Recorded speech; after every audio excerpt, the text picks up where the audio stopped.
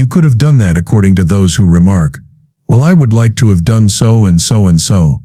Man, the bus runs every day. Well, I couldn't get out of here. At 88, Morgan Freeman acknowledged, even though I have the voice of God, I've run out of patience.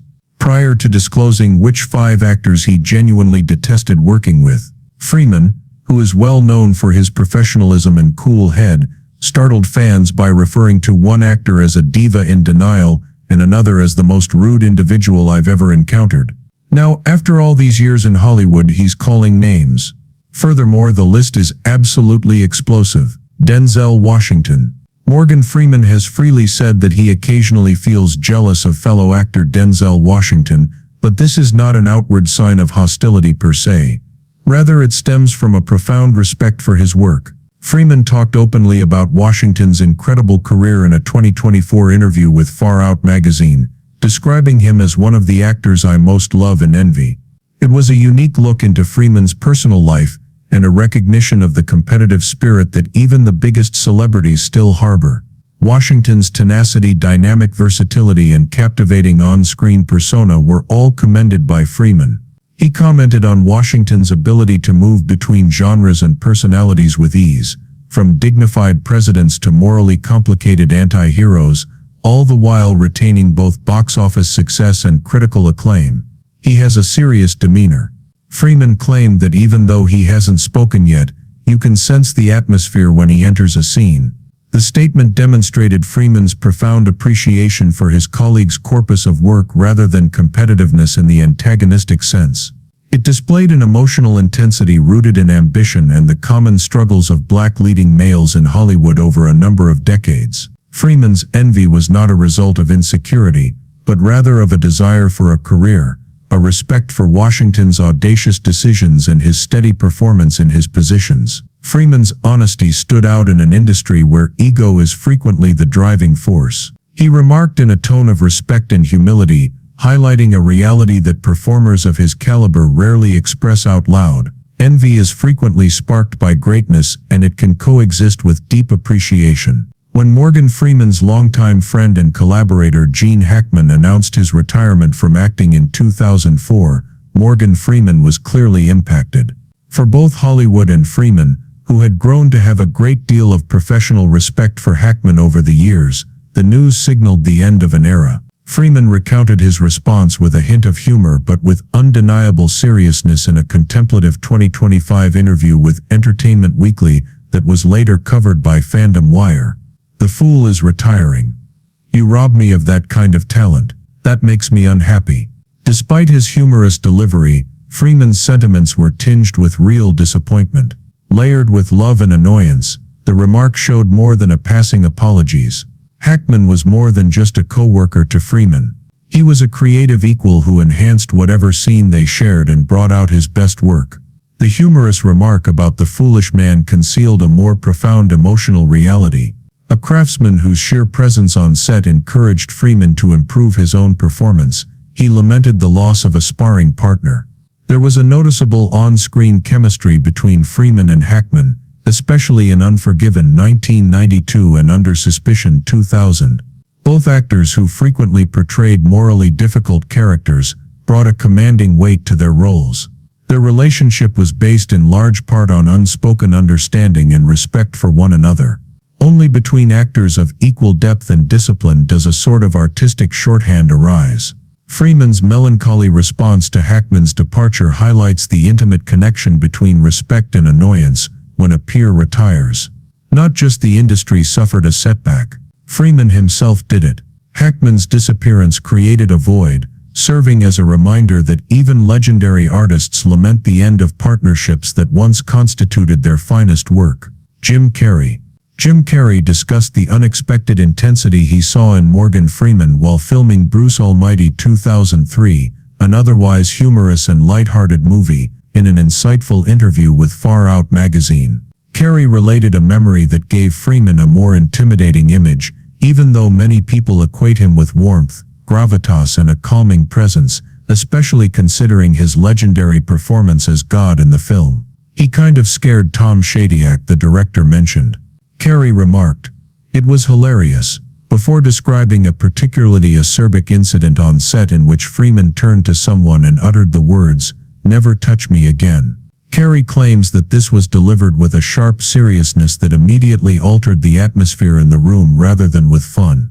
"He's like this laser that goes right to your soul," Carey continued, highlighting Freeman's intensely concentrated and piercing presence.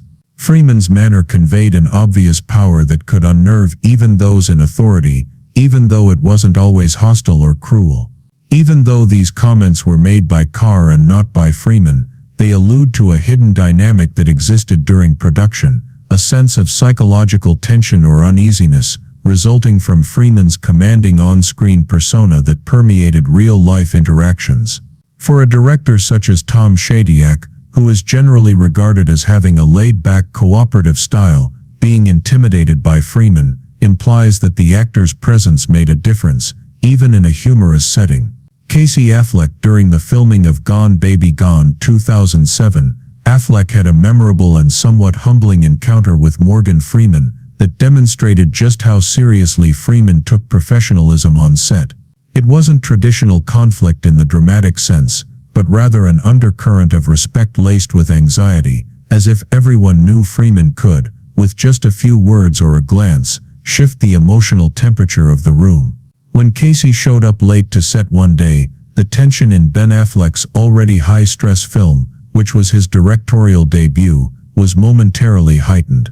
In a later talk show appearance, Casey described the incident with a mix of amusement and lingering uneasiness, saying, "He dressed me down in front of the crew." Freeman, who is known for his measured voice and composed demeanor, apparently turned that characteristic calm into a laser-focused reprimand. Although he didn't raise his voice needlessly, his tone, which was authoritative and unyielding, made it clear that he meant business. "It was humiliating, but I was protecting someone else." Freeman didn't ask further, and for him it wasn't about the excuse. The actor, who was in his 70s at the time, and was already a respected Hollywood icon, made it clear that tardiness, no matter the reason, was unacceptable. Affleck's defense of someone else, however, was never further explained, adding a layer of ambiguity to the story. It wasn't about ego or dominance, it was about upholding discipline on set, and while the exchange didn't turn into a full-fledged argument, the memory stuck with Affleck. Freeman's willingness to publicly call him out in front of the cast and crew showed the senior actor's commitment to order and mutual respect in a collaborative environment. The event, however traumatic for Affleck, highlighted Freeman's no-nonsense approach to filmmaking and the weight his presence carried among even the most seasoned actors. It was about accountability. In that moment, Freeman behaved not just as a co-star but as a quiet enforcer of professionalism. Experienced actors. T.I. An unexpected confrontation between rapper-turned-actor T.A. and Morgan Freeman during the early table reads for Las Vegas 2013. A light-hearted comedy about four elderly friends getting back together in Las Vegas halted the production's early momentum. According to many production sources, tensions erupted when T.I., who was cast in a supporting role, fell asleep during a group script read. Legends like Kevin Kline, Michael Douglas and Robert Darrow, as well as other cast members, remained professional and focused, but T.I.'s seeming lack of interest irritated Freeman in particular. Not one to back down from a confrontation, Freeman, who is renowned for his commanding on-screen presence and off-screen discipline, turned to T.I. midway and loudly addressed him, saying, "Son, are you with us? Get up. What's your problem?" The reprimand sounded throughout the room, stifling conversation and drawing everyone's attention. The moment was extremely humbling for T.A., who later admitted in an interview that it made him feel like a little boy in school, caught slacking off by the strictest teacher imaginable. In spite of this, Freeman's tone was unmistakably firm, his words echoing the kind of authority that brooked no nonsense.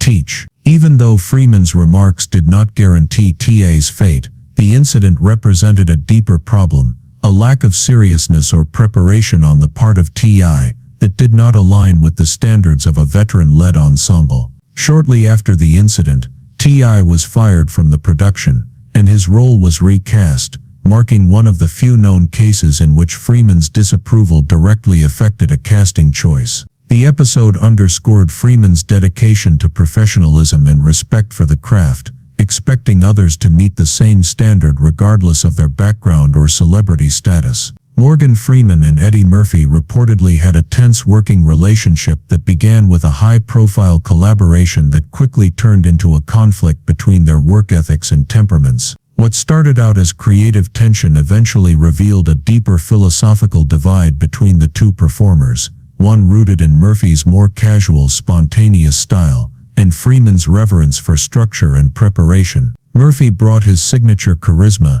and improvisational energy, while Freeman, who has long been praised for his disciplined, measured approach, found the chaotic environment difficult to tolerate. Insiders on the set claim that Murphy would regularly come hours late, frequently without going over his lines, or getting ready for scenes that were emotionally charged. Instead of using downtime to practice or polish his performance, he amused the crew with spontaneous impressions and humorous antics. Although some found his antics funny, Freeman became increasingly irritated, especially when Murphy's jokes disrupted serious scenes or interfered with other actors' rhythm. Director Rob Reiner later acknowledged the tension in interviews, saying that Freeman's patience started to erode as Murphy's interruptions became more frequent. Freeman, who was devoted to the storytelling process, saw Murphy's behavior as not just a distraction but also a sign of disrespect toward the cast, crew and material. Script supervisor Janet Hershenson described how Murphy's antics ruined multiple takes, and how Freeman, who was normally composed, started to show visible signs of frustration. Murphy would occasionally break character during important dramatic scenes, in an attempt to get a laugh, sabotaging moments that required emotional continuity. In private, Freeman reportedly summed up the dynamic with cutting precision. Eddie confused being funny with being professional, which is why he never understood that great comedy requires the same discipline as great drama. Freeman never publicly confronted Murphy with anger, but his quiet rebuke spoke volumes. He clenched his jaw, sighed heavily, and refused to meet Murphy's eye after a spoiled take. Freeman wasn't angry that Murphy was funny, rather he was disappointed that Murphy didn't seem to value the craft on which they both relied. This lack of understanding was what ultimately characterized their tumultuous partnership. Kevin Costner's place near the top of the reason behind Morgan Freeman's personal blacklist is not so much personal hostility, as it is a long-standing professional annoyance stemming from Freeman's intolerance for unbridled ego masquerading as artistic. Their problematic relationship started in the early 1990s, when Costner was enjoying the enormous success of Dances with Wolves, which brought him Academy Awards for both Best Film and Best Director. At that point, Costner had started to regard himself as a cinematic visionary, in addition to a leading man, a view that Freeman deemed arrogant and detrimental to cooperative filmmaking. Insiders claim that the two had a tense working relationship from the beginning. Costner's triple job as actor, director, and producer afforded him extensive creative authority, which he used relentlessly. Freeman, a seasoned actor with decades of Costner's propensity to overrule directors, alter sequences without consulting them, and encroach on every aspect of production, swiftly disappointed those with expertise and a strong conviction in collaborative respect. This, in Freeman's opinion, was vanity rather than passion. Producer Jim Wilson subsequently disclosed that Freeman tried to voice his concerns about Costner's overreach through discreet professional channels, but that his recommendations that the director adhere to the script or treat the actors as equals rather than props in Costner's vision were ignored. Despite working with esteemed colleagues, Costner would frequently re-enter the narrative around himself, marginalizing even seasoned actors like Freeman, to further his own image. Freeman found this particularly offensive. Costner, riding the wave of critical acclaim and commercial success, seemed deaf to critique. For Freeman, whose career was based on discipline, respect for one another, and ensemble integrity, the experience was discouraging. He didn't publicly lash out or create drama, but in private he reportedly delivered one of his most scathing verdicts. The atmosphere this created was one of subtle chaos, constant script changes, conflicting creative visions, and a sense that everyone else was just orbiting Costner's ego. It was a damning assessment, one that captured Freeman's disappointment not only in Costner as a collaborator, but in a broader Hollywood trend, where fame and financial success were too often mistaken for genuine artistic insight. Kevin confused success with wisdom, which is why he never learned that true leadership means serving the story, not being served by everyone else. At the beginning of Sheen's career, Freeman reportedly saw a flicker of promise, a young actor with dramatic potential, and a family legacy in film. Charlie Sheen occupies a special and unenviable place in Morgan Freeman's view of Hollywood, not just as a troubled figure, but as the embodiment of everything Freeman finds corrosive about an industry that too frequently permits destructive behavior in the name of celebrity. However, that hope quickly turned into a deep disappointment, and eventually outright disdain. Freeman was troubled not only by Sheen's self-destruction, but also by the collateral harm it caused to the professional community surrounding him. Their brief but illuminating collaboration took place at a time when Sheen's reputation was already starting to deteriorate. Freeman, who is known for his strict discipline and respect for the craft, soon realized that Sheen's unpredictable behavior was not only annoying but also dangerous to the production's integrity. Sheen's notorious unpredictability combined with his ongoing substance abuse issues created a toxic work environment. He was often late, unprepared and occasionally outright incoherent on set. Producer Chuck Laurier, who was aware of Sheen's downward spiral during 2.5 Men, later acknowledged that Freeman had voiced concerns early on, but they were ignored until Sheen's issues became unavoidable. Freeman, who firmly believed in the obligation artists have to their audience and colleagues, was horrified by the way Sheen's behavior compelled crew members to reshoot scenes, scramble, and work under constant stress. Freeman saw filmmaking as a sacred partnership, while Sheen saw it more as a platform for self-gratification. As Sheen's personal scandals, ranging from drug abuse and erratic interviews to accusations of abuse, started to dominate headlines,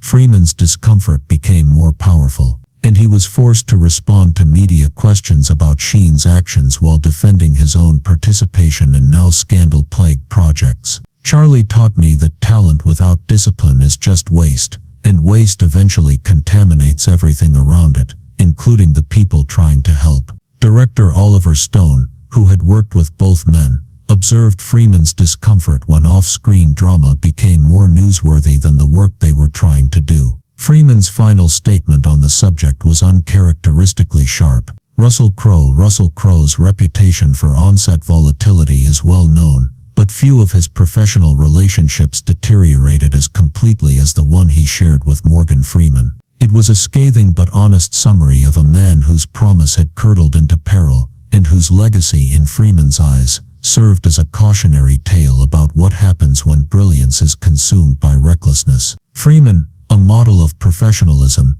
discipline and quiet authority, found Crowe's flammable energy and domineering behavior intolerable. Their confrontation, which took place during a high-profile, unnamed production, stands out not because of a single explosive moment, but rather because of a slow-building, nearly irreconcilable philosophical and temperamental divide.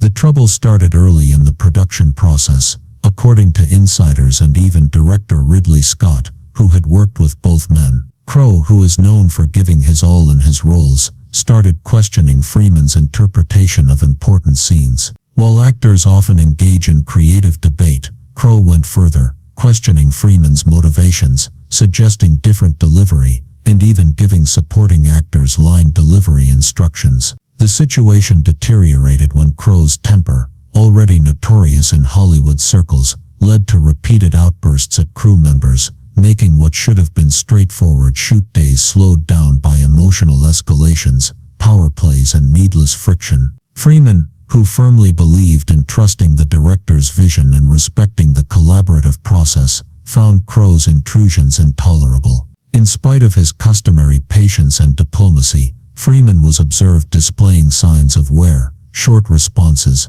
visible irritation, and a purposeful withdrawal from off-camera engagement. Freeman, who had built a career on stability and mutual respect, found the atmosphere not only unpleasant but creatively toxic. The rift was cemented not only on the set but also off it, as Freeman, who had spent decades perfecting his craft and coaching up-and-coming talent, found the comments insulting and incredibly ignorant. In press interviews, Crowe allegedly dismissed Freeman's work as outdated, suggesting that younger actors brought more authenticity and rawness to their performances. The criticism was not only directed at his approach, but also at the principles that he felt characterized great acting, such as discipline, empathy, and restraint. According to Freeman, who later stated in private circles, Russell mistook being difficult for being deep, which is why he never learned that real intensity comes from discipline, not drama. Freeman made it clear that he would never again work with Crowe,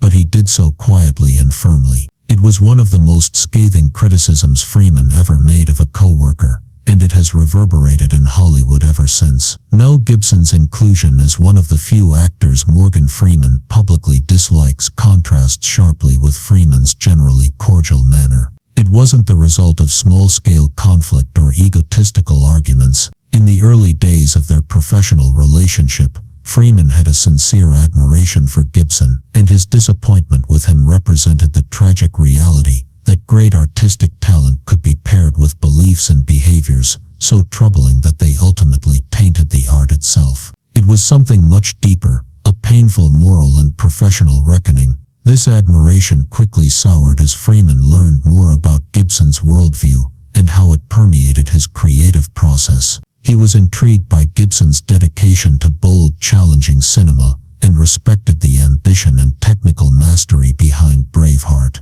There was even talk of future collaborations, serious, weighty films that could explore themes of faith, identity, and power. What should have been artistically neutral stories began taking on shades of personal agenda, subtle but unmistakable alterations that reflected Gibson's more extreme views, said producer Brian Grazer, who participated in some of those early development talks. And Freeman was deeply disturbed by Gibson's insistence on pushing controversial and sometimes historically questionable narratives into otherwise promising screenplays. Freeman's frustration became silent resistance, and he started to distance himself from Gibson's projects, citing creative differences. But the turning point wasn't artistic, it was personal. Freeman saw this not just as an artistic blunder, but as a betrayal of a filmmaker's duty to serve truth and humanity above ideology. Freeman had to make a difficult decision as Gibson's off-screen scandals grew,